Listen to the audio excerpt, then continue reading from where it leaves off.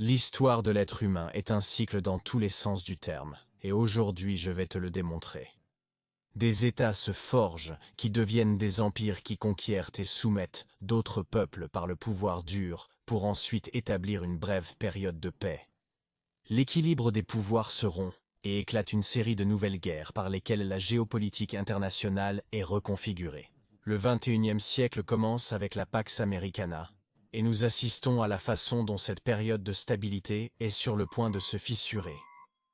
Êtes-vous intéressé à analyser le cycle de notre existence?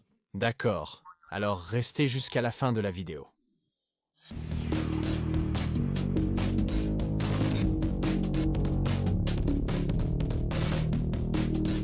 Avant de parler de l'actualité, faisons un rapide récapitulatif de comment les principales périodes de paix ont été obtenues et comment elles ont été brisées pour retourner au chaos et à l'anarchie internationale.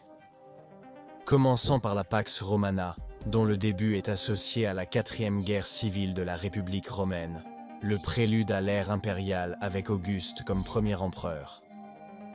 Après cela, il ne restait presque plus d'États organisés en Europe, et ce ne serait qu'une question de temps avant que Rome ne devienne le seul État du continent, établissant une hégémonie indiscutable sur tout le monde connu. Cette période de paix et de stabilité, caractérisée par sa tranquillité intérieure et sa sécurité extérieure, a pris fin avec la crise du IIIe siècle. L'équilibre du pouvoir interne se rompt, une série de guerres civiles affaiblit l'Empire, le rendant vulnérable aux invasions barbares. La fin définitive de l'Empire d'Occident a lieu en 476 après Jésus-Christ.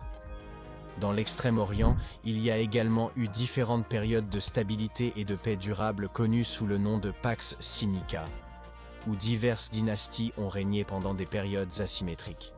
Le premier était celui de la dynastie Han, qui se brise après la période des 3 royaumes, la dynastie Tang, qui culmine avec la période des 5 dynasties et des 10 royaumes, ou la dynastie Qing, qui s'étend sur près de 3 siècles et est renversée en 1911 pour faire place à une Chine républicaine ratée, où tant de sang a été versé pendant presque tout le XXe siècle.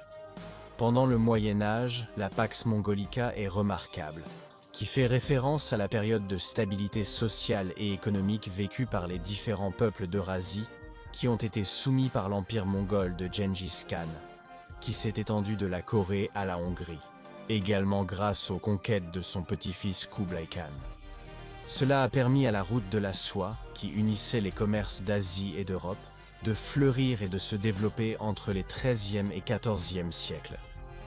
Cependant, après la mort de Kublai, l'empire se fragmente en 4 États différents et à leur tour se divisent en diverses nouvelles entités qui ont donné forme au pays que nous connaissons aujourd'hui. À cela s'ajoute la peste noire en Europe, qui a mis fin à la vie d'un tiers de la population, ce qui a ruiné le flux de marchandises de la route de la soie, commençant une nouvelle période d'énergie internationale dans le bloc eurasiatique.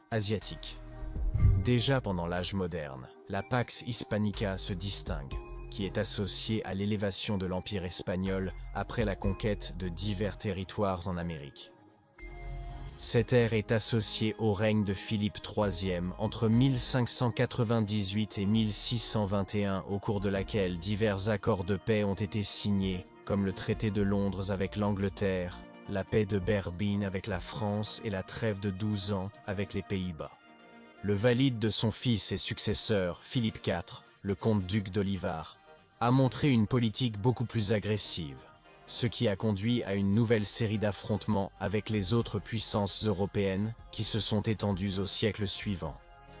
Comme vous le savez, l'Empire espagnol tombe définitivement au XIXe siècle, d'abord avec les guerres d'indépendance hispano-américaines, puis avec la guerre contre les États-Unis. Nous avançons vers l'âge contemporain, qui commence avec beaucoup de violence. La Révolution française et les guerres napoléoniennes. La grande puissance victorieuse qui, après ces épisodes, se consolide comme le nouvel État hégémonique, cette fois sur toute la planète, est le Royaume-Uni. Ainsi commence en 1815 la Pax Britannica, qui est associée à l'époque victorienne.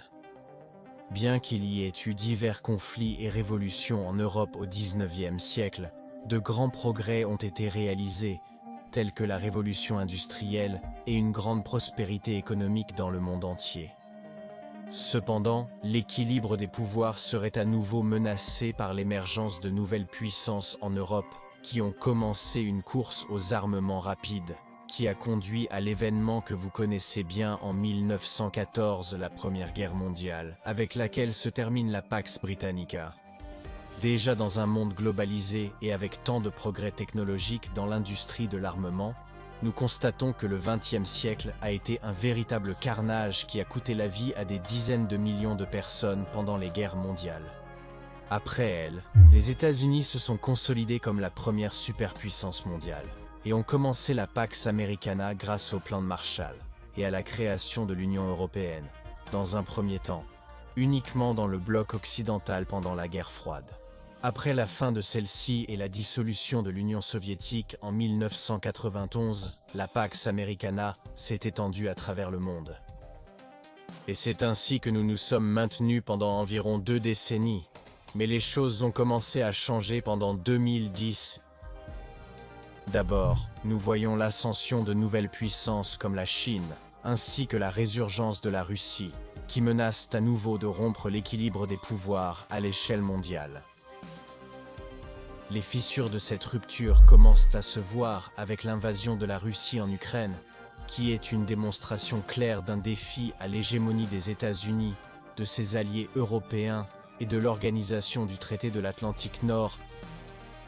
Il est clair que la Russie et la Chine ne sont pas satisfaites du monde unipolaire dans lequel nous vivons et qu'elles font de leur mieux pour y mettre fin. Et il se trouve que comme tu dois déjà le savoir, puisque tu regardes mes vidéos et que tu es abonné à la chaîne, l'Europe de l'Est n'est pas le seul baril de poudre de notre époque.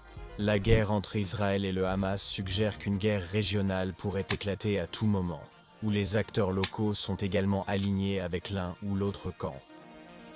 L'Extrême-Orient et la consigne du Parti communiste chinois de se réunifier avec Taïwan, ainsi que le conflit entre les Corées, sont également un terreau pour une nouvelle éruption de violence qui pourrait se lier aux autres fronts déjà mentionnés. Donc, comme vous pouvez le voir, nous répétons un cycle historique qui se produit depuis l'Antiquité.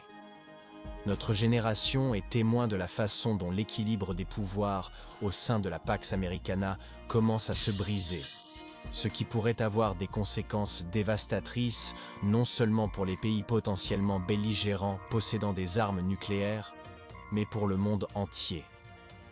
Pensez-vous que nous vivons la fin de la Pax Americana?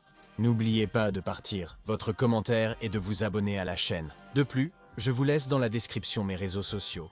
Et au cas où vous voudriez voir les nouvelles vidéos en avant-première et avoir une interaction plus grande avec moi, vos dons sur Patreon ou namanito.net où les membres de la chaîne sont les bienvenus. À la prochaine!